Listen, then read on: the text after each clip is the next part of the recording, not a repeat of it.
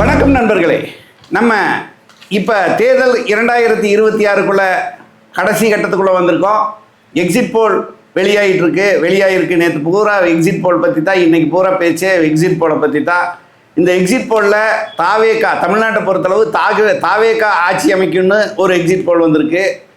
2-3 exit போலில் 2-3 கருத்து கணிப்பில் அவங்களோட இதில் வந்து முழுக்க திமுக வெற்றி பெறும், திமுக முதல்வர் ஸ்டாலின் தான் முதலமைச்சராக வருது. இன்னொரு 2 கணிப்பில் எடப்பாடி பழனிசாமி முதலமைச்சர் ஆவார்னு வருது. இதில் வேடிக்கை என்னென்னா, ஒரே ஒரு அமைப்பு மட்டும்தான் திமுக தனித்து ஆட்சி அமைக்கிறதுக்கான ஒரு கூட்டணி ஆட்சி இல்லாததுக்கான ஒரு அங்கத்தை காட்டுறாங்க. இது என்ன ஒரு குழப்ப நிலை அப்படிங்கிறது எக்ஸிட் போலில் கூட வந்திருக்கு. அநேகமாக மே 4ஆம் தேதி அந்த பெட்டியை உடைச்சு சொல்லும்போது தான் நம்மளுக்கு வந்து எது ஆட்சி அமைக்குதுன்னு தெரியும்.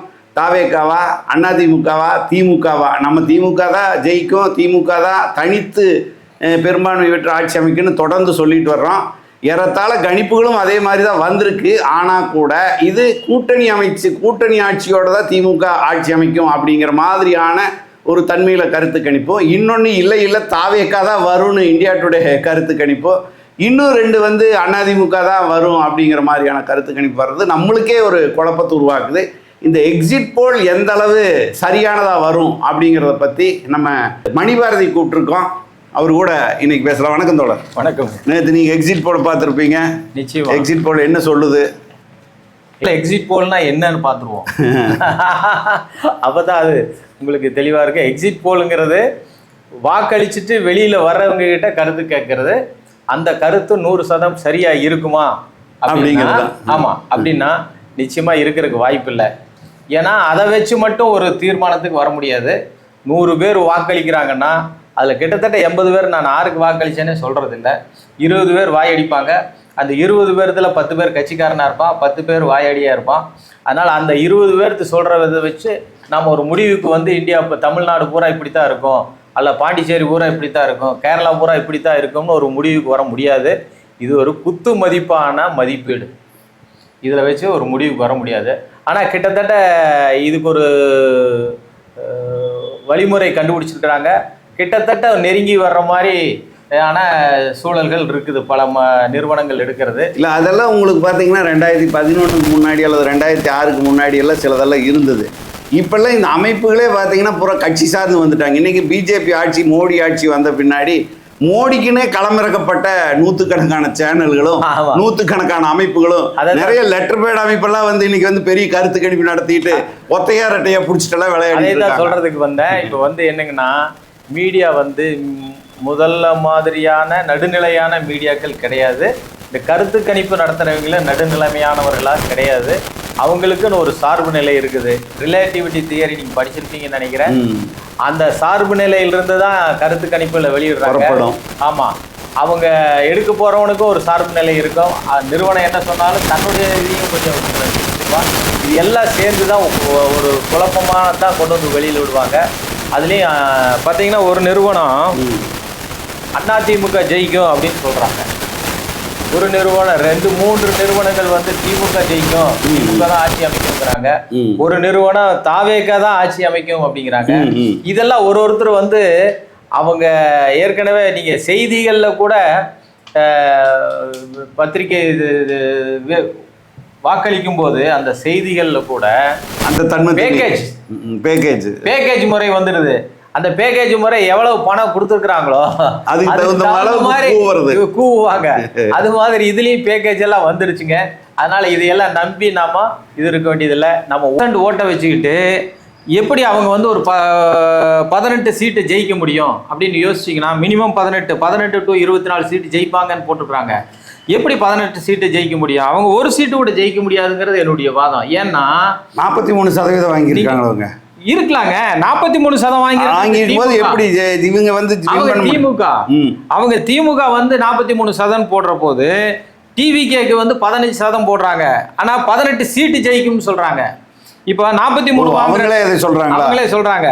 அப்போ 43% வாங்குற இடத்துல 15% வாங்கின கட்சி எப்படி 18 சீட்டு ஜெயிக்க முடியும்? எங்கேயுமே ஜெயிக்க முடியாதுங்க. ஆனால் அவங்க வந்து ஒரு பர்சன்டேஜ் ஓட்டை வாங்கலாமே ஒழிய சீட்டா ஜெயிக்க முடியாது. அதனாலதான் நம்ம கம்யூனிஸ்ட் கட்சிகள் என்ன சொல்லிட்டு இருக்கிறாங்கன்னா, பர்சன்டேஜ் அடிப்படையிலான விகிதாச்சார அடிப்படையிலான பிரதிநிதித்துவம் வேணும், அதை கொண்டு வாங்கன்னு வலியுறுத்துறது கம்யூனிஸ்ட் கட்சி. 2 கம்யூனிஸ்ட் கட்சியுமே வலியுறுத்துறாங்க. இப்ப 15%க்கு எத்தனை எம்எல்ஏ வேணுமோ அதை எடுத்துக்கலாம்ல ஒரு கட்சிக்கு. அப்ப அந்த வாய்ப்பு இல்லை. சொல்ல போனா இந்த கூட்டணி போய் தொங்க வேண்டியது இல்ல. இப்ப அதிமுக 34% ஓட்டு வாங்கினா அந்த 34%க்கு எத்தனை எம்எல்ஏ வருமோ அதை எடுத்துக்கலாம்ல. இன்னும் சொல்ல போனா சீமான் 8% வாங்குறாரு, ஒரு 10 சீட் அவர் எடுத்துக்கலாம்ல. ஆமாங்க, அவர் ஒரு சீட்டும் இல்லாம உட்கார வேண்டியது இல்லை. அவரோட உழைப்புக்கு தகுந்த ஊதியம் கிடைச்சிருமில்ல. தொடர்ந்து 15 வருஷமா போராடிட்டு இருக்கு. ஆமா, அதனால விகிதாச்சார முறையை கம்யூனிஸ்ட் கட்சிகள் வலியுறுத்துறது இதற்காகத்தான். அதனால இப்ப அதிமுக திமுக எல்லா சீட்டையும் ஸ்வீப் பண்ணிடுவாங்கங்கிறது என்னுடைய கருத்து. காரணம் இந்த எக்ஸிட் போல வச்சுதான் நான் சொல்றேன். இன்னொரு நிறுவனம் சொல்லியிருக்கு 37.4% திமுக வாங்கும் அப்படின்ட்டு. மின்னம்பலம் நினைக்கிறாரு 35, அதிமுக 35 அப்படின்னு சொல்லியிருக்கிறாங்க. இந்த கருத்து கணிப்பு படி பாத்தீங்கன்னா பர்சன்டேஜ்ல பாத்தீங்கன்னா 2% உங்களுக்கு கேப் வரும். வெறும் 2%. அப்படின்னா சில தொகுதிகளில் முந்தி, சில பகுதிகளில் பிந்தி வரலாம். அப்போ சில இடங்கள்ல அதிமுக வலுவா இருக்கிற இடங்கள்ல அதிமுக ஜெயிக்கிறதுக்கு வாய்ப்பு இருக்கு. அப்போ கலந்து வர்றதுக்கான வாய்ப்புகள் இருக்கு. இந்த 43-34% அடிப்படையில் பார்த்தீங்கன்னா எதுவுமே கலந்து வராது. அதுதான் நம்ம அனுபவம். அதனால இந்த முறை திமுக சீட்டுகளை ஸ்வீப் பண்ணும் அப்படிங்கிறது திரும்ப திரும்ப சொல்லலாம்.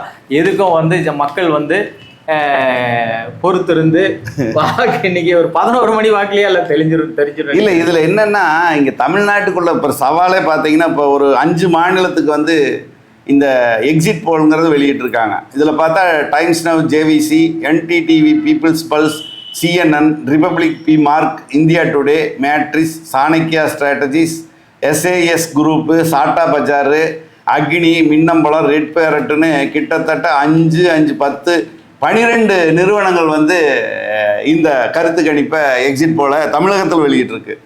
அதே பார்த்தீங்கன்னா புதுச்சேரியில் எடுத்திங்கன்னா 5 நிறுவனம் வெளியிட்டிருக்கு. அதே மேற்கு வங்காளத்தில் எடுத்திங்கன்னா 6 நிறுவனம் வெளியிட்டிருக்குது. Times Now, JVC, NDTV, Republic, PMark, Matrize, Janmat Polls, SAS group. அடுத்தது கேரளா எடுத்திங்கன்னா 6 நிறுவனம் வெளியிட்டிருக்கு. அஸ்ஸாம் எடுத்திங்கன்னா 1, 2, 3, 8 நிறுவனம் அந்த எக்ஸிட் போல வெளியிட்டிருக்கு. ஒருவேளை தமிழ் பேப்பர்னுங்காட்டி இதை வெளியிட்டிருக்கிறாங்களா எப்படின்னு தெரியல. ஒருவேளை அங்கே 16 கம்பெனி எடுத்ததோ என்னமோ அஸ்ஸாமில் மட்டும் போட்டிருக்காங்களான்னு தெரியல. ஆனால் தமிழகத்து மேலே மட்டும் இந்த அளவுக்கு கருத்து கணிப்பு, அதுவும் எக்ஸிட் போல எங்கேயோ வடநாட்டில் இருக்கிற நிறுவனம் நடத்துறதுக்கான நோக்கம் என்னவா இருக்க முடியும்? இதுக்கு பின்னால் பிஜேபி தான் இருக்குது. இது என்ன காரணம்னு நினச்சிட்டிங்கன்னா, அவங்க ஒரு கருத்து நிலையை உருவாக்குறதுக்கு முயற்சி பண்ணுறாங்க. அவங்க தமிழ்நாட்டை குறி வைக்கிறாங்க. ஏன்னா தமிழ்நாடு தான் அவங்களால வெல்ல முடியாத ஒரு மாநிலமாக இருக்குது. இந்த மக்கள் அவங்களுடைய கருத்து நிலைக்கு போக மாட்டுறாங்க. வடநாட்டில் பார்த்தீங்கன்னா மேற்கு வங்காளமாக அடித்து கிளப்பிட்டு வந்துட்டு இருக்கிறாங்க. மேற்கு வங்காளத்தில் அவங்க குறி வச்சு அடித்து இப்போ இந்த தடவை வீழ்த்துற அளவுக்கு வந்துட்டாங்க. காலி பண்ற அளவுக்கு கிட்டத்தட்ட நெருங்கி வந்துட்டாங்க. இனி ரிசல்ட்டில் தான் தெரியும், 4ஆம் தேதி தான் என்னன்னு தெரியும். அந்த அளவுக்கு நெருக்கி வந்துட்டாங்க. அடுத்தது அவங்களுடைய குறி தமிழ்நாடு தான். தமிழ்நாட்டில் ஸ்டாலின்கிட்ட அவங்களுடைய பப்பு வேக மாட்டேங்குது. நிச்சயமாக ஸ்டாலின் ரொம்ப வேகானமாக காய் நகர்த்துறாரு. அதுலேயும் நீங்கள் SIR வரும்போது இந்த SIRல பார்த்தீங்கன்னா மற்ற மாநிலங்களில் நடந்த அளவுக்கான குளறுபடிகள் நடத்த முடியல. தன்னுடைய கட்சிகளையும் சரி அதிகாரிகளையும் சரி கரெக்டாக பயன்படுத்திட்டு இருந்தாங்க. முன்னாடியே விழிப்போட இருந்து திமுக எதிர்ப்பு பதிவு பண்ணிட்டாங்க. எதிர்ப்பை பதிவு பண்ணதோட கூட்டணி கட்சிகள் எல்லாம் களத்தில் அவங்களெல்லாம் இறங்கி ஃபைட் பண்ணதில் அவங்களால இதில் எதுவுமே பண்ண முடியல. மேலிருந்து அதிகாரிகளை போட்டு திணிக்க முடியல ஒரு கருத்தை. இது ஏற்கனவே திணிச்சு ஏதாவது பண்ணுனா சிக்கல், வேற மாதிரி சிக்கல் வந்துடுங்கிற ஒரு நெருக்கடியை உருவாக்குனதுனால இந்த SIRல நம்ம தப்பிச்சிருக்கிறோம். அதே மாதிரி தான் அதுக்கடுத்து இந்த விஷயத்தில் நீங்கள் டிவிக்கே ஒரு வாயை திறக்கலை, சில கட்சிகள் வாயை திறக்கலை. அப்புறம் அதிமுக இது நல்லது தான் அப்படின்னு சொல்லிட்டாங்க.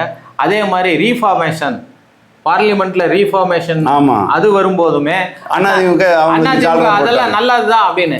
ஆனா அது உள்ள நுட்பமா போய் பார்த்தீங்கன்னா தமிழ்நாட்டுக்கு மட்டும் இல்ல தென் மாநிலங்களுக்கே பெரிய இடையூறுங்க. அது ஏடிஎம்கே கண்மூடித்தனமா மத்திய அரசாங்கத்தை எந்த செயல் செஞ்சாலும் ஆதரிக்கிறதுங்கிறது ஒரு என்னமோ அவங்க கூட்டணி அரசாங்கத்திலேயே இவங்க இருக்கிற மாதிரி ஆதரிக்கிறதுங்கிறது. எடப்பாடி பழனிசாமியோ தங்கமணியோ வேலுமணியோ இவங்கள தங்களுடைய பாதுகாப்பு கருதி தான் அவங்க சொல்கிற மாதிரி தெரியுதே ஒழிய எந்த இடத்துல தமிழ்நாட்டு நலனைவோ அல்லது மாநில நலன்களைவோ அந்த உரிமைகளை பாதுகாக்கிற மாதிரியே தெரியல. அதுதான் இந்த தடவை அதிமுகவுடைய வீழ்ச்சிக்கு காரணம்னு நம்ம சொல்லலாம்னு தோணுது. நிச்சயமா அது என்னன்னு பார்த்தீங்கன்னா, அவங்க அரசியல்னால அவங்க இடத்துல இருந்து தான் பார்க்குறாங்க. மாநில நலன், நம்ம திராவிடர்களுடைய நலன், தமிழர்களுடைய நலன், அதுக்கு போராடணும், நம்ம அர்ப்பணித்துக் கொள்ளணுங்கிற உணர்வு எந்த அரசியல்வாதி கிட்ட இல்லை அவங்க அதிமுகவில். அவங்க என்ன நினைக்கிறாங்கன்னா, நம்ம கட்சி நம்ம சம்பாதனை அப்படின்னு பார்க்குறாங்களே ஒழிய, அந்த இடத்துல இருந்து தான் பார்க்குறாங்களே ஒழிய அரசியலை தெளிவாக பார்க்கறது இல்லை. அது எடப்பாடி கிட்ட மிகப்பெரிய பலவீனம். ஜெயலலிதா இருக்கிற போது கூட தமிழக நலன் அப்படிங்கிற கருத்தில் அவங்க உறுதியாக இருப்பாங்க. இவர் எடப்பாடிக்கு அதெல்லாம் தெரியலீங்க, அந்த அளவுக்கு வியாக்கியானமானவராக இல்லை. அதனால் இவர் உடனே பர்சன்டேஜ் வந்துடும், நமக்கு தமிழகத்திற்கு நல்லது தான் செய்ய போகிறாங்க பிஜேபி அப்படின்னு பேசுகிறாரு. உண்மையிலேயே தமிழகத்திற்கு நல்லது நடக்காது. அதில் ரீஃபார்மேஷன் வந்ததுன்னா தமிழ்நாட்டிற்கு நல்லது நடக்காது. ஏன்னா ஸ்டாலின் சொன்னது தான், மற்ற எதிர்கட்சிகள் சொல்கிறது தான் நான் சொல்கிறேன். ஏற்கனவே நம்ம குடும்ப கட்டுப்பாடை தீவிரமாக நிறைவேற்றி விழிப்புணர்வோடு நம்ம ஜனங்க அதை ரொம்ப கண்ட்ரோல் பண்ணி அளவாக வச்சுருக்கோம். முன்னணி இன்ஃப்ராஸ்ட்ரக்சர் எல்லாம் நம்ம கரெக்டாக வச்சுருக்கிறோம். இதனால் இப்போ அவன் வடநாட்டில் என்ன பண்ணியிருக்கிறாங்கன்னா, அந்த ஆர்எஸ்எஸ் உள்ள பூந்து இஸ்லாமியர்களுக்கு நேராக போட்டியா, அவன் 6 புள்ள பெத்தா நீ 6 புள்ள பெற்றுக்கோ, நீ 5 புள்ள பெத்தானா நீ 7 புள்ள பெற்றுக்கோ அப்படிங்கிற சொல்லி அந்த கருத்தை தான் விதைச்சு அந்த கருத்தில் தான் நிற்கிறான். மக்கள் தொகை பெருக்கத்துக்கு வழிவகுத்துட்டா ஒவ்வொரு வீட்லேயும் 7-8 குழந்தைக்கு இருக்குது, இப்பவும் இருக்குது. நம்ம ஒரு குழந்தை 2 குழந்தைய விட்டு தாண்டறதில்ல. மக்கள் தொகை கணக்கெடுப்பு அடிப்படையில் தான் அந்த ரீஃபார்மேஷன் வரும். அப்படி பார்த்தீங்கன்னா நம்மளது பிரதிநிதித்துவம் குறையும். 40-50 ஆண்டுகளுக்கு முன்னால் இருந்ததை விட இப்போ அப்படியே நம்ம அப்படியே ஸ்டாக்னேஷன் ஆகி நம்ம ஸ்லோவாக இருக்கிறோம். அவன் எங்கேயோ போயிட்டான் மக்கள் தொகையில்.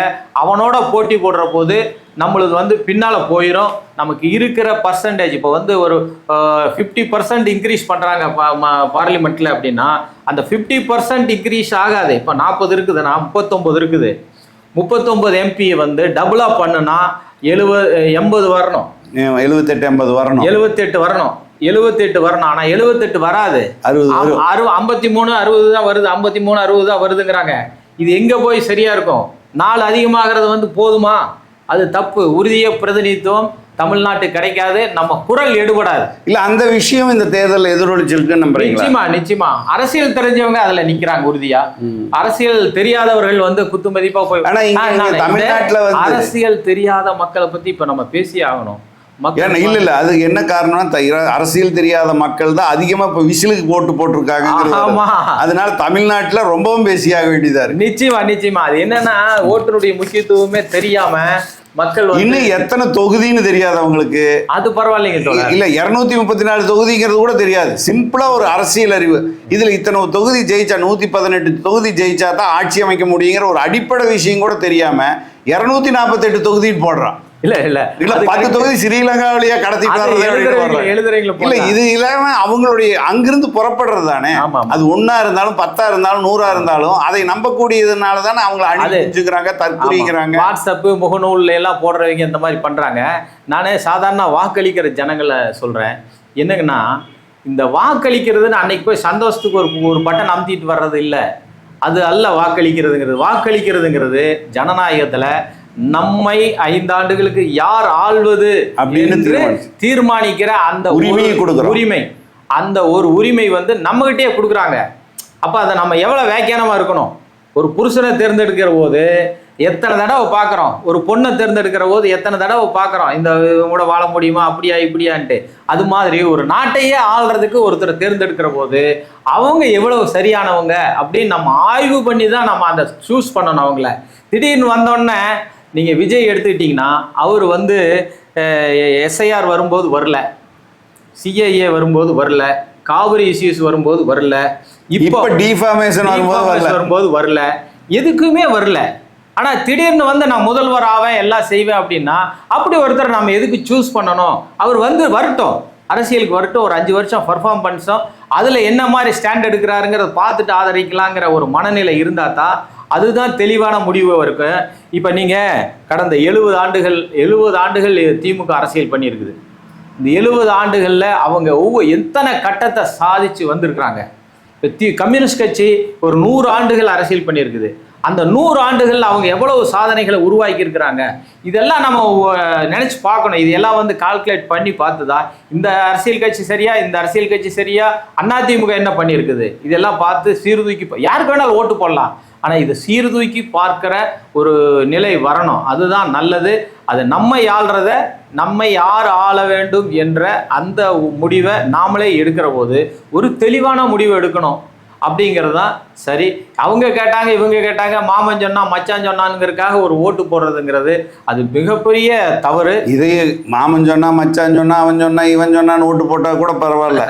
ஓட்டுரிமையே இல்லாத 18 வயசு கீழே இருக்கக்கூடிய சின்ன பொண்ணுகளும் பசங்களும் பேரனும் பேத்தின்னு சொன்னதுன்னா போய் ஏதோ ஒரு பட்டன் தட்டுறதான் நம்ம குழந்தை சொன்னதுக்காக ஒரு பட்டன் தட்டிட்டு வருவ விசிலுக்கு அப்படிங்கிற ஒரு அறியாமையில் இருக்கக்கூடிய மூத்த குடிமக்கள். ஆமா, இவங்களும் உள்ளுக்குள்ள வர்றதுனாலதான் நம்ம இதை கவலையோட பேச வேண்டியதா. மூத்த குடிமக்கள்ல இப்ப ஓட்டு போடுறதுல 30 வயசு இருக்கிற பெண்களே வந்து எங்க பையன் சொன்னா புள்ள சொன்னா நான் ஒரு ஓட்டு போட்டு வந்தேன்னு சொல்றாங்க. அப்படிங்கும் போது இதை பத்தி நம்ம அக்கறை இன்னும் சொல்ல போனா பாருங்க, இந்த எக்ஸிட் போல் வந்துட்டு இருக்கு. எக்ஸிட் போல் எல்லாமே திமுக கூட்டணி வென்று வருது அப்படின்னு வருது. திடீர்னு 2 எக்ஸிட் போல் வந்து அதிமுக ஜெயிச்சு வருதுன்னு வருது. திடீர்னு பார்த்தா ஒரு அரை மணி நேரம் எதையும் காணோம். இதுகளுக்குள்ளேயே விவாதம் போயிட்டு இருக்கு. திடீர்னு பார்த்தா இந்தியா டுடே வருது. திமுக 92, 110, அதிமுக 22, 32, தாவேகா 98 to 120ன்னு வருது. நீங்க எங்கேயோ ஒரு சின்ன பொண்ணு குழந்தைங்க சொல்லுச்சுன்னு பெரியவங்க மூத்த குடிமக்கள் போய் ஓட்டு போட்டது ஒரு பக்கம் இருக்கட்டும். ஒரு நிறுவனம், ஒரு பெரிய கம்பெனி, அவங்களே வந்து எக்ஸிட் போலில் வந்து திடீர்னு இது ஒன்று கொண்டு வந்து வைக்கிறாங்க. அப்போது அவங்க சரி தாவேக்கா இன்ன காரணத்தினால இங்கெல்லாம் ஜெயிக்குது. அறியாமையில் இருக்கக்கூடிய மக்கள் தமிழ்நாட்டில் அதிகமாக இருக்கிறாங்க. இன்னும் சொல்லப்போனால் ஓட்டுரிமையே இல்லாத சிறுமிகளும் சிறுவர்களும் தூண்டுதல் பேரில் இவங்கெல்லாம் ஓட்டு போட்டிருக்காங்க. இதன் மூலமாக இந்த தமிழ்நாட்டு ஜனங்க நம்மளுக்கு சொல்ல வர்றது என்ன அப்படிங்கிற அந்த கொள்கை பிடிப்போடு அந்த பத்திரிக்கை விளக்கிடணும். அவங்களும் வந்து நேரடியாக இது பண்ணல, அவங்களும் ஒரு ஏஜென்சி வச்சு தான் எடுக்கிறாங்க. அப்போது இப்படி அதாவது நீங்கள் குழந்தைங்க சொல்கிறது ஒரு பக்கம் இருக்கட்டும், பெரியவங்க ஓட்டு போடுறது ஒரு பக்கம் இருக்கட்டும், ஒரு பொறுப்பாக ஒரு ஓட்டு கணிப்பை நடத்தக்கூடிய ஒரு நிறுவனமே திடீர்னு இந்த மாதிரியான ஒரு நடிகருக்கு முன்னுரிமை கொடுக்குது. நடிகரான விஜய் வந்து தாராளமாக ஆளட்டும். ஆனால் நீங்கள் சொன்ன மாதிரி ஒரு 200 கோடி ரூபா ஒரு படத்துக்கு வாங்கக்கூடிய ஒரு 2000 தொழிலாளிகள், அதாவது யூனிட்டில் இருக்கக்கூடிய 2000 தொழிலாளிகளுடைய உழைப்பை சுரண்டி தான் மட்டுமே வாழக்கூடிய ஒரு 200 கோடி ரூபாயை சம்பளமாக வாங்கக்கூடிய 200 கோடி ரூபாயை கருப்பணமாக வாங்கக்கூடிய ஒரு ஆள், அவர் வந்து தமிழ்நாட்டை சீர்திருத்துவார், லஞ்ச ஊழலற்ற ஒரு ஆட்சியை நடத்துவார், மக்களுக்கு நல்லது செய்வார் அப்படின்னு எந்த அகராதியில் எழுதி வச்சிருக்கு? நிச்சயமா வாய்ப்பே இல்லை. அப்படி ஒருத்தர் வந்து ஆனா இந்த தெளிவு கூட ஒரு பத்திரிகை நிறுவனத்துக்கு, அது புகழ்பெற்ற ஒரு பத்திரிகை நிறுவனத்துக்கு வராதான்னு ஒரு கேள்வி வருது. இல்லை, உண்மைதான். இப்போ வந்து அவர் ஒரு தெய்வ பிறவி எல்லாம் கிடையாது, அவர் இயல்பான மனிதர் தான். அப்படி ஒரு தெய்வ பிறவின்னு ஒருத்தரும் வரல. ஆனால் இந்த கருத்து கணிப்புல இவங்கெல்லாம் வந்து இப்படி சொல்றாங்களே அப்படின்னு சொல்றீங்க இல்லைங்களா, அதுல வந்து நீங்க இதெல்லாம் பத்திரிகை நிறுவனங்கள் அவங்கெல்லாம் நீங்க சொல்ற லிஸ்ட் எல்லாம், அப்போ பத்திரிகை நிறுவனம் உச்சபட்ச பெரிய நிறுவனங்கள் மல்டிநேஷனல் கம்பெனிஸ் அவங்கெல்லாம், அவங்கள 2014 வரலும் இருந்த பத்திரிகை நிறுவனங்களுடைய தன்மை வேற, 2014க்கு அப்புறம் இருக்கிற நிறுவனங்களுடைய தன்மை வேற. இல்லைங்க, நான் சொல்ல வர்ற விஷயமே என்னங்கன்னா, 14க்கு அப்புறம் இந்த கம்பெனிஸ்ல எல்லாம் அந்த பத்திரிகை நிறுவனங்களுடைய அந்த ஷேர்ல எல்லாம் வந்து பிஜேபி உள்ள பூந்து ஆளை விட்டு அவங்க ஷேர்ஸை அதிகப்படுத்திட்டாங்க. இப்போ அவங்க வந்து போர்டில் உட்காந்துட்டு எனக்கு இந்த மாதிரி தான் சொல்லணும்னு மிரட்டும் போது, நான் தான் அது நஷ்டத்தில் இயங்கினாலும் அவன் விட்டுட்டு போகிறதில்ல, அந்த நிறுவனத்தில் இருக்கிறாங்க. இருந்துட்டு அந்த நிறுவனத்தை மிரட்டும் போது அந்த நிறுவனம் அதற்கு வளைந்து கொடுத்து செல்ல வேண்டியது இருக்குது. பத்திரிகை நிறுவனங்களே பாஜக சொல்கிற கருத்துக்கு இணையா அவங்க ஒரு கருத்து நிலையை உருவாக்கணும்னு ஒரு முடிவெடுத்து சொல்லும்போது அதற்கு தான் அவங்க செவி சாய்க்க வேண்டியது இருக்குது ஒழிய உண்மை நிலையை சொல்ல முடிகிறதில்ல. உண்மை நிலை வேறாக இருக்கிறது.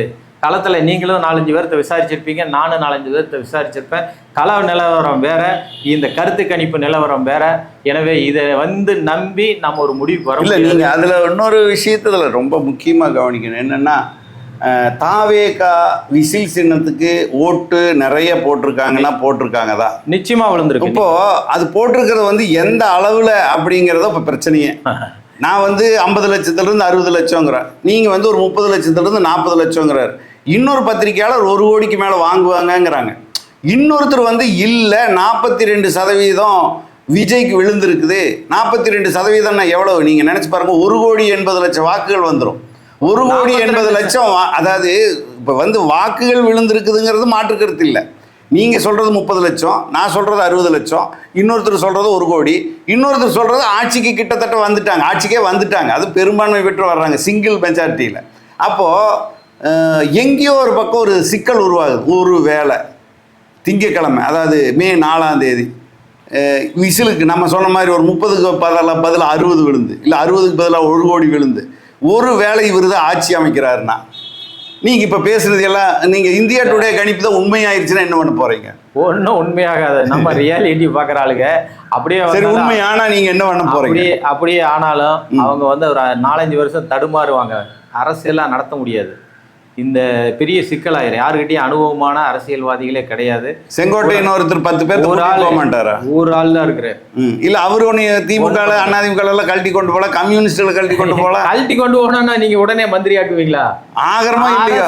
அரசியல் ஆட்சி அமைஞ்சிருச்சுன்னா பின்னாடி ஒரு 100 IAS உட்கார்ந்து இருப்பாங்க.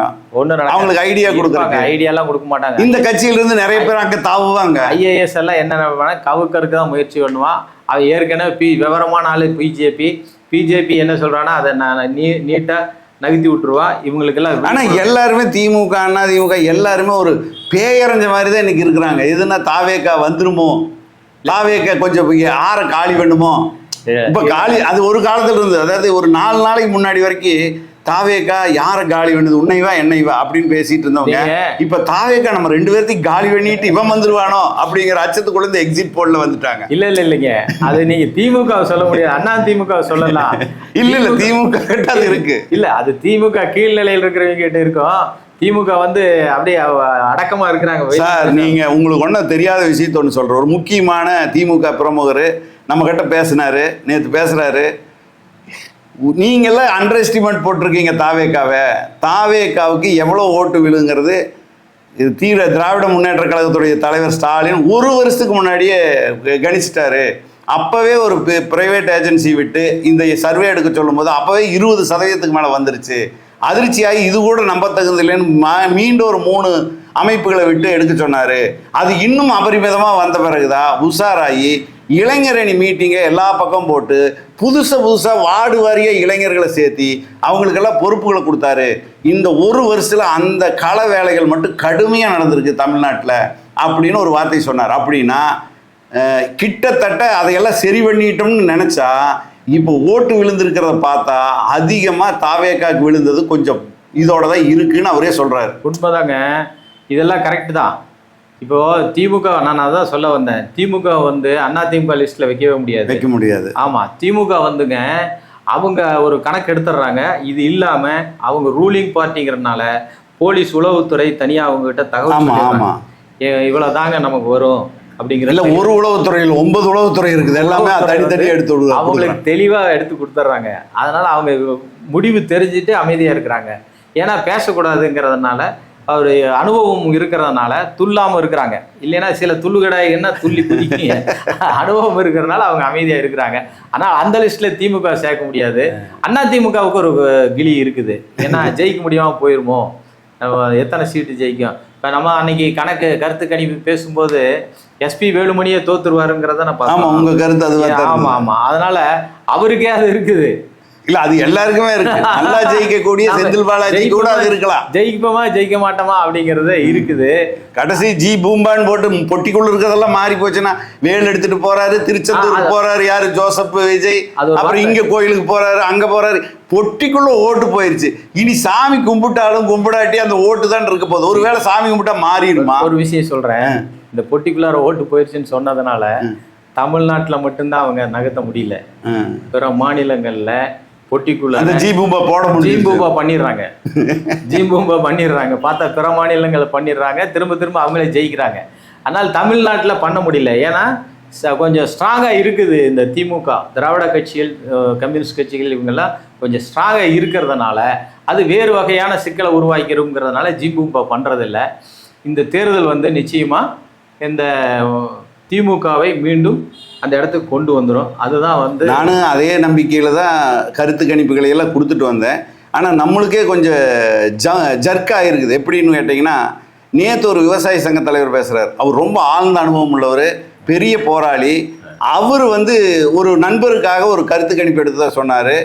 ஒரு வருஷத்துக்கு முன்னாடி ஆரம்பித்த கருத்து கணிப்பு தொகுதிக்கு 10,000 பேர் வீதம் யாருக்கு ஓட்டுன்னு கணிச்சதில் 42% பேர் விஜய்க்கு தான் ஓட்டு போடுறேங்கிறது நின்றுருக்காங்க.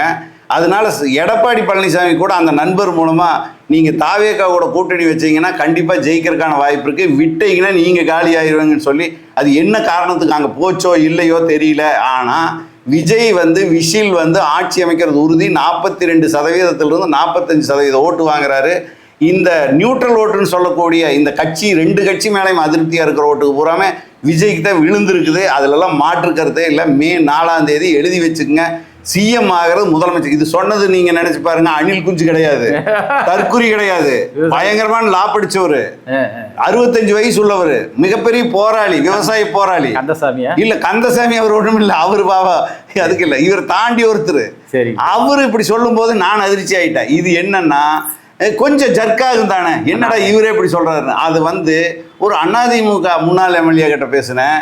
அவரு ரொம்ப கால அனுபவம் உள்ளவர். அவர் சொன்னாரு, எதுவும் நடக்கல அரசியலில், ஆனால் இது வரைக்கும் திமுக 1971 கலைஞர் காலத்திலிருந்து, அல்லது அண்ணாவது கூட விட்டுருங்க, 71 நிறைய தேர்தல்களை சந்திச்சிருக்கு. நிறைய தேர்தல் சந்தித்தாலும் எந்த தேர்தலையும் செய்யாத முன்னெடுப்புகளை இந்த தேர்தலில் ஸ்டாலின் செஞ்சுருக்காரு. அது மக்களுக்கான திட்டங்களாகட்டும், கட்சிகளை ஒருங்கிணைக்கிறதாகட்டும், கூட்டணி கட்சிகளை அரவணைக்கிறதாகட்டும், இன்னும் சொல்லப்போனால் வெளியில் இருக்கிறவங்கள கூட நீ வான்னு தூக்கி போட்டதிலாகட்டும், இதில் எல்லாமே கள வேலை கண்ணா பின்னான்னு செஞ்சு தமிழ்நாட்டில் திமுக முதன்முறையாக இவ்வளோ பெரிய கள வேலை செஞ்சுருக்கு அப்படின்னு சொல்லும்போது நான் சொன்னேன், ஆமாங்க, வெளியில் இருந்த தேமுதிகவை கூட கூப்பிட்டு உள்ளுக்குள்ளே வச்சதோட ஒரு ராஜ்யசபா சீட்டையும் கொடுக்கறதுக்கெல்லாம் பெரிய அளவு பெருந்தன்மை வேணும்.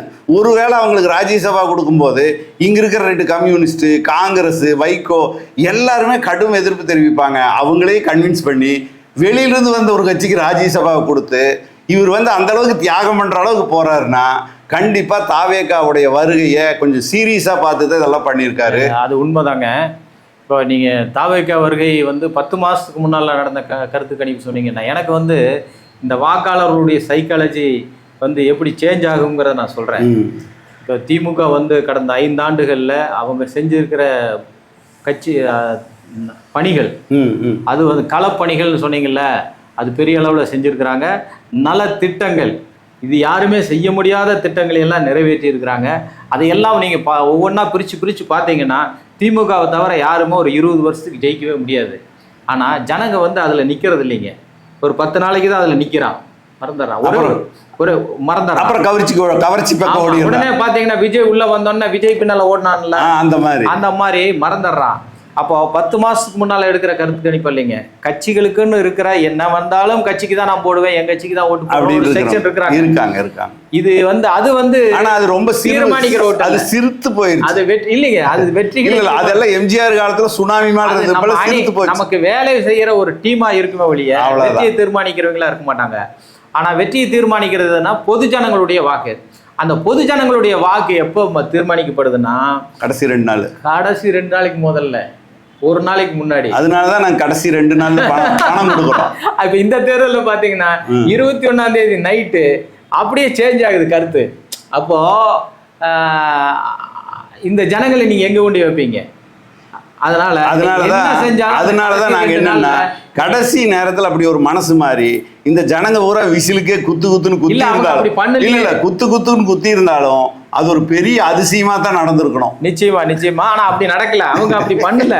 அவங்களுக்கு அதை யாரு கொண்டு டெலிவரி பண்ணுவா? இல்ல, எனக்கு கொஞ்சம் அந்த அதிசயம் நடந்தாலும் நடந்துருமோன்னு ஒரு சந்தேகம் வந்துருச்சு. நான் ஏற்கனவே முதல்ல சொல்லி நீங்க தெளிவா நிக்கிறீங்க, நம்ம கொஞ்சம் ஊசலா எடுத்துட்டு இருக்கிறோம். ஏன்னா நாங்கெல்லாம் வெகுஜன பத்திரிகையாளர், நீங்க இடதுசாரி பத்திரிகையாளர். அவங்க கிட்ட அந்த மிஷினரிஸ் இல்ல, அது தெளிவா போகணும்ல, அது அந்த மிஷினரிஸ் இல்ல. அது பாட்டி கிட்ட போய் கேக்குறாங்க, பாட்டி யாருக்கு போட்ட அப்படிங்குது. உடனே என்ன பாட்டி விசிலா? யாரு? விஜய் அப்படிங்குது. விஜயா? எதுக்கு ஓட்டு போட்ட அப்படின்னு வீதி வேற காட்டு. இது வந்து இன்ஸ்டாகிராம்லயும் வாட்ஸ்அப்லயும் சரசரன்னு போயிட்டு இருக்கு. இப்ப என்னன்னா ஒரு தடவை சொன்னா 100 தடவை சொன்னா மாதிரி ரஜினிகாந்த் சொன்னார். அது மாதிரி இப்போ ஒரு வயசான ஒரு மூதாட்டி சொல்றது லட்சம் தடவை நடந்த மாதிரி ஆயிருது. இன்ஸ்டாவிலையும் ஃபேஸ்புக்லயும் வரும்போது ஒருத்தர் அந்த இந்தியா டுடே கருத்து கணிப்பு வந்து ஒருத்தர் விமர்சனம் பண்ணும்போது விவாதத்துல ஆமாங்க இவர் பூரா இன்ஸ்டாகிராம் வச்சே கடிச்சிட்டாருங்க இந்தியா டுடே அப்படின்னு கிண்டல் பண்ணார். அதேமா இன்ஸ்டாகிராமும் ஃபேஸ்புக் யூடியூப் இதையும் மட்டும் பார்த்துட்டு இருக்கிறவங்க வந்து விஜய் தான் ஜெயிப்பாரு. விஜய் வந்து பத்திரிகைகள் மற்றும் இன்ஸ்டாகிராம் சமூக வலைதளங்கள்ல பேக்கேஜிங் முறையில் இது எல்லாம் செய்யறதுக்கு நிறைய செலவு பண்ணியிருக்காங்க. அதுல நடிக்கிறதுக்கு துணை நடிகைகளை வேற ஏற்பாடு பண்ணி நிறைய செலவு பண்ணி ஒருவேளை அந்த வயசான மூதாட்டி கூட துணை நடிக்க வச்சு எடுத்துதான் இருக்கலாம். நீங்க அதே மாதிரி இன்னொரு இன்ஸ்டா பாத்தீங்களா, என்னன்னா ஒரு சின்ன விஜய் வந்து விசில் அடிச்சு நீங்க உங்க பேரண்ட்ஸ் கிட்ட சொல்லி ஓட்டு போட வைங்கன்னு சொன்னாரு. அப்போ ஒரு பையன் போய் ஒரு வயசானவர்கிட்ட விசில் அடிக்கிறாரு, காது கிட்ட போய் என்ன இது ஊன்னு விசில் அடிக்கிறாரு. அடிச்சா அவரு டென்ஷன் ஆகி செவுட்டோட ஒண்ணு விடுறாரு. என்னடா நான் விசிலுக்கு போட சொன்னான்ல, அதனால செவுட்டோட கொடுத்து போடா அப்படின்னு துரத்தி விடுறாரு. அந்த இது வந்தது. அதனால இன்ஸ்டாகிராம் வந்து எல்லாரும் யூஸ் பண்றாங்க. திமுகவும் வந்து இன்ஸ்டாகிராம நல்லாவே யூஸ் பண்ணாங்க. விஜய் அளவுக்கு எனக்கு என்ன இதுல வேதனையா இருக்குன்னா, மக்களை வந்து திட்டங்கள் மூலமா ரீச் பண்ணலாம், போராட்டங்கள் மூலமாக ரீச் பண்ணலாம், மக்கள் பிரச்சனைகளை எடுத்து சொல்லி அவங்களுக்கு அரசியல் மயப்படுத்தலாம். இப்படியெல்லாம் அரசியல் மயப்படுத்துறதுக்கு 1000 விஷயங்கள் இங்கே இருக்குது. 1000 லட்சம் பிரச்சனைகளோட மக்கள் இருக்கிற சமயத்தில் நீ போய் குழந்தைகளுக்கு, அதாவது 18 வயசுக்கு மேலே தான் ஓட்டுரிமைன்னு கொண்டுட்டு வந்ததே, அந்த 18 வயசுக்கு கீழே 17 வயசு 16 வயசு 15 வயசு இருக்கிறவங்களுக்கெல்லாம் ஒரு பக்குவம் பத்தாது அப்படிங்கிறதுனால, அது ஒரு சிறுபிள்ளைத்தனமாக இருக்குங்கிறதுனால தான் அந்த குழந்தைகளை அரசியலுக்குள்ளே கொண்டு வராமல் 18 வயசுக்கு மேலே ஓட்டுரிமைங்கிறது நம்ம சட்டத்தில் கொண்டு வந்தது. ஆனால் இந்த விஜய் சின்ன குழந்தைங்க 4 வயசு 5 வயசு 3 வயசு குழந்தைகளை கூட விஜயங்களுக்கு ஓட்டு போடுன்னு சொல்ல வைக்கிறது மூலமாக இவர் என்ன அரசியலை கற்றுக் கொடுக்குறாருங்கிற ஒரு கோபம் வருது. இன்னும் சொல்ல போனால் ஒரு பொண்ணு நான் விஜய் மட்டும் தோற்று போனால் நானும் என் குழந்தைக்கு மருந்து கொடுத்துட்டு நானும் செத்து போவேன்னு சொல்லுது. இது எவ்வளவு பயங்கரமானது. நீங்கள் பார்த்தீங்கன்னா கரூரில் 41 பேரை கொண்டதுன்னு அதை சொல்லணும். ஒரு கூட்ட நெரிசலில் இவ்வளோ பெரிய கூட்டம் அந்த கூட்டத்துக்குள்ளே ஒரு பாதுகாப்பு இல்லாமல், தண்ணி இல்லாமல், நசுங்கி குழந்தை உட்பட சாகுங்கிற ஒரு புது அறிவு கூட இல்லாமல் அன்னைக்கு வந்து 41 பேரை செத்த பின்னாடி கூட இன்னும் வந்து அந்த சிறுபிள்ளைத்தனமாக இந்த குழந்தைகளை எல்லாம் உணர்வுகளை ஊட்டி, அறிவல்ல உணர்வுகளை ஊட்டி ஊட்டி ஊட்டி ஊட்டி நீ தாத்தா பாட்டி இப்போ சொல்லு, மாமா மச்சான்னு சொல்லு, அப்பா அம்மாவுக்கு சொல்லுன்னு சொல்லி எல்லாம் ஊட்டி ஊட்டி ஊட்டி ஓட்டு விசிலுக்கு போடுனா நீ என்ன கொள்கை வச்சிருக்க, என்ன அரசியல் படுத்துற? இயல்பாகவே அறிவுபூர்வமாக சிந்திக்கக்கூடிய அரசியல்வாதிகளுக்கு, நடுநிலையாளர்களுக்கு ஒரு பெரிய ஒரு கோபம் வருது, தார்மீக கோபம். ஒருத்தர் அதிமுகவில் வந்து ரொம்ப காலமாக பொறுப்பில் இருக்கிறவர், அவருடைய பேத்தி சென்னையிலிருந்து ஓட்டு போடுறதுக்காக இங்கே வந்திருக்கு. அவங்க குடும்பத்தை எல்லாத்தையும் கேன்வாஸ் பண்ணுதான். தாத்தா பாட்டி விஜய்க்கு போடுங்க, தாத்தா பாட்டி விசிலுக்கு போடுங்க, அம்மா அப்பா எல்லாத்துக்கும் சொல்லுதான். இவர் ரொம்ப கடுப்பாயிட்டார். கூப்பிட்டு என்னம்மா விசிலுக்கு போட சொல்கிறியே, உங்கள் தலைவர் யார், விஜய் என்ன சொல்கிறார், என்ன பண்ணியிருக்கார், போராட்டத்துக்கு எது வந்திருக்கார், எம்ஜிஆர் இவர் ஒன்றாயிருவாரா எல்லாம் கேட்கும்போது இல்லை எனக்காக நீங்கள் விசிலுக்கு போடுங்க இப்படின்னு சொல்லும்போது அவர் சொல்கிறாரு, நான் இத்தனை வருஷ காலம் 1972 எம்ஜிஆர் எப்போ கட்சி ஆரம்பித்தாரோ அப்போ இருந்து நான் அவருக்கு பின்னாடி போயிருக்கேன். என் ஒய்ஃபை கூட நீ வந்து இந்த தேர்தலில் இந்த ஓட்டு இவருக்கு போடுன்னு நான் சொன்னதில்லை. இன்னைக்கு வரைக்கும் அதுதான், என் பொண்ணுகளை பசங்களை யாரையும் சொன்னதில்லை. ஆனால் இன்னைக்கு இந்த சின்ன பொண்ணு வந்து விசிலுக்கு போடுன்னு எல்லாத்துக்கும் சொல்லுதுன்னா எனக்கான கோபம், தார்மீகமான ஒரு விஷயம் எப்படி இருக்குன்னு நீங்கள் யோசிச்சு பாருங்கள். வேலாயுதம் கொஞ்சம் பார்த்து மே 4ஆம் தேதி இந்த குழந்தைகளை ஏதாவது பண்ணிக்க போகுது, அதுக்கு பக்குவமாக சொல்கிற மாதிரி ஏதாவது ஒரு மீடியாவில் அல்லது ஏதாவது பத்திரிக்கையில் இந்த செய்திகளை வெளிப்படுத்துங்க. இந்த குழந்தைகள்லாம் என்ன ஆகுன்னு தெரியல, நம்ம பெற்ற குழந்தைங்க இப்படி கொண்டுட்டு போய் இந்த பசங்களை கட்டில் போய் விஷத்தை பாய்ச்சி வச்சிருக்க அந்த ஆள் அப்படின்னு சொல்கிறார். நிச்சயமா உண்மையிலேயே ஒரு அக்கறையாக நம்ம பார்க்க வேண்டியது. இந்த ரசிகர்களுடைய சைக்காலஜி இருக்குல்ல, அது வந்து இப்படித்தான் இருக்கும். இந்த குழந்தைகள் வந்து சொல்றது வந்து அது வேற, அது வந்து மிட்டாய் மாதிரி நினைச்சிட்டு ஏதோ கடையில ஒரு 2 நிமிஷம் இது வாழ்க்கை சம்பந்தப்பட்டது, 5 வருஷத்துக்கான நம்ம குடுமையை யார் கையில் கொடுக்குறோம் அப்படிங்கிறது. இந்த தேர்தலில் வாக்களிக்கிறதுங்கிறது வந்து நம்ம குடுமையை நம்ம யார் கையில் கொண்டு போய் கொடுக்க போகிறோங்கிறது தான் அந்த இது. 5 வருஷம் நம்ம பேச முடியாது, 5 வருஷம் கழிச்சு தான் திரும்ப பேச முடியும். அப்போது வாக்களிக்கிறதுங்கிறது அவ்வளோ உரிமை, அவ்வளோ முக்கியத்துவம் வாய்ந்ததாக இருக்குது. குழந்தைங்க வந்து சாதாரணமாக ஏதோ சாக்லேட் வாங்கி கொடுக்குற மாதிரி இந்த ஓட்டு எனக்கு போடு, விஜய்க்கு போடு, விசிலுக்கு போடுன்னு சொல்கிற அளவுக்கு கொண்டு வந்திருக்கிறாங்க. அதை கூட விட்டு தொலைச்சிடலாம். இல்லை, இவருக்கு விஜய்க்கு முதல்ல என்ன அரசியல் இருக்குது அது பார்க்க மாட்டாங்களே. குழந்தைகளுக்கு என்ன தெரியும்? குழந்தைகளுக்கு என்ன தெரியும்? ஆனால் நான் என்ன சொல்ல வரேன்னா, இந்த ரசிகர் மன்றத்தினுடைய மனநிலை இருக்கு பாருங்க, அவங்களுடைய மனநிலை ரொம்ப டேஞ்சரஸுங்க. பல பேர் சூசைட் பண்ணிக்குவான். இந்த விழிப்புணர்வோட உளவுத்துறை ஒரு பெரிய நீதியரசரே வந்து முந்தானத்து பேட்டி கொடுக்குறாரு. எல்லாம் நீங்க அறிக்கை கொடுங்க. கரெக்ட், அவர் சொன்னது கரெக்டுங்க. இப்போ உளவுத்துறை வந்து கண்காணிக்கணும். இந்த மாதிரி தீவிரமா இருக்கிற மென்டல் மாதிரி நடந்துக்குவானுங்க சில ரசிகர்கள். அந்த ரசிகர்களை எல்லாம் கவனிச்சுக்கிட்டு அவனை எதாவது பண்ணிக்காதமா இருக்கிற அளவுக்கு பேரண்ட்ஸ் கிட்ட சொல்லி பாதுகாக்கணும். பேரண்ட்ஸும் கவனிக்கணும் அவங்கள என்ன பண்ணிக்க போறான் அப்படிங்கிறது. ஏன்னா ஒரு நிச்சயமாக இது வந்து விஜய்க்கு தோல்வி தான் வரும், வெற்றி பெற முடியாது. 15-16% தான் காட்டுறாங்க. என்னோட கணக்கு வந்து 8%. ஆனால் எக்ஸிட் போல் கணக்கு வந்து 16%, குறைந்தபட்சம் 16% காட்டுது. சிலது வந்து 40% சிலது காட்டுது. அதனால் வந்து விஜய் வந்து வெற்றி பெறுவதற்கான வாய்ப்புகள் மிக குறைவு. 1-2 சீட்டு கூட ஜெயிக்க முடியாது. அதனால் வந்து தோல்வி அப்படின்னு ஒரு வீட்லயே அந்தந்த குழந்தைகளை பாதுகாக்க வேண்டும். யார் விஜய் மேல, ஆமா விஜய் மேல எந்த குழந்தை வந்து ரொம்ப வெறித்தனமா இருக்கிறானோ அவனை வந்து பெற்றோர் வந்து கண்காணிக்கணும். அந்த நேரத்துல 2-3 நாளைக்கு கண்காணிக்கணும். ஏன்னா ஒண்ணு விஷத்தை கடிச்சிருவான், இல்ல சீமனை ஊத்திக்குவான், ஏதோ பண்ணிக்குவானுங்க. இது எல்லாம் தடுப்பதற்கு உளவுத்துறையும் கண்காணிக்கணும், பெற்றோர்களும் கண்காணிக்கணும், கவனமா இருக்கணும். இல்லைன்னா சில தவறுகள் நடக்கிறதுக்கு அது வாய்ப்பா அமைஞ்சு போகும். அது ரொம்ப ஷேட், ரொம்ப சோகமான ஒரு நிலைக்கு தள்ளி விட்டுரும்.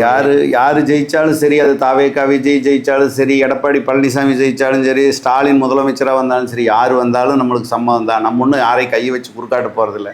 அவங்க ஆட்சிக்கு கீழே தான் நம்ம 5 வருஷம் இருக்க போகிறோம். அப்படிங்கிறபோது நம்ம எல்லாத்தையும் ஏற்றுக்கக்கூடிய பக்குவம் நம்மளுக்கு அரசியல் அறிவு இருக்குது. அந்த அரசியல் அறிவு எல்லாரும் பெறட்டும்னு சொல்லி நம்ம அடுத்தது மே 4ஆம் தேதி இந்த நிலைமை எப்படி இருக்குதுங்கிறத சந்தித்து நம்ம பேசுவோம். நன்றி, வணக்கம். நன்றி, வணக்கம்.